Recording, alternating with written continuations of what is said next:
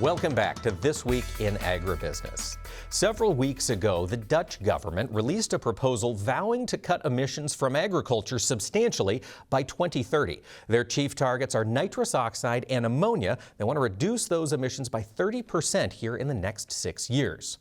Dutch farmers are frustrated by this, and they've spent the past several weeks protesting. They've closed down highways, they've barricaded food distribution centers and grocery stores, and now the Dutch government appears to be willing to listen, and they are going to set up a mediator to discuss the terms of this reduction in emissions between the farmers and the government.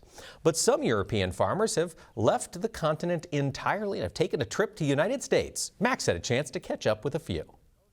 Well, Mike, there's a possibility over the next week some of our farmer friends somewhere in the United States will see these two traveling farmers from Belgium.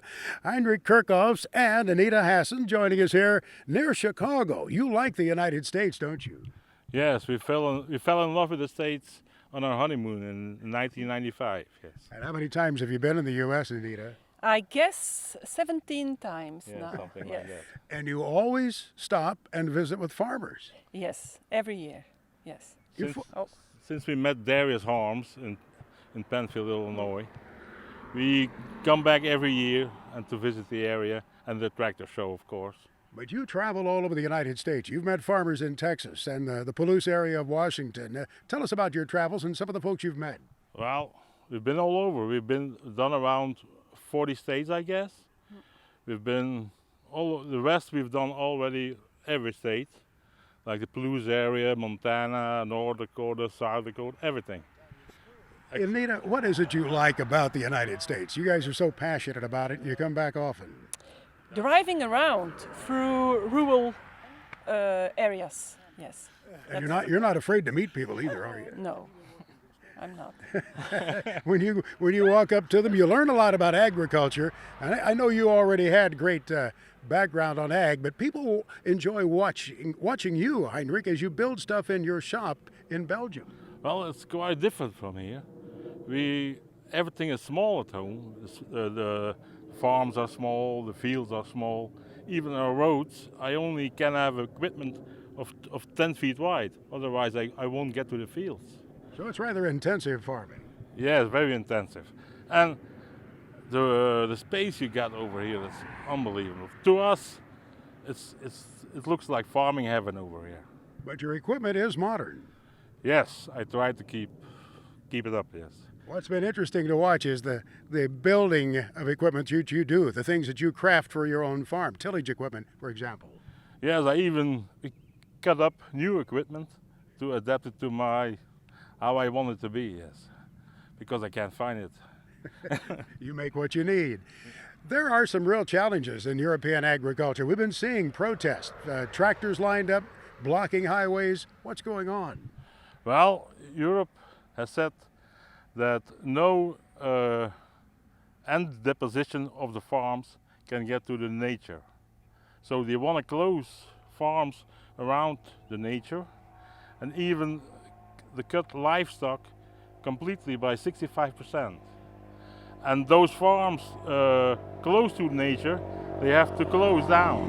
They are bought and you can't use any nitrogen anymore around these areas. So much of the concern centers around the use of fertilizer or animal waste coming into the waterways. It's more the nitrogen that gets into the air and gets deposited on the nature.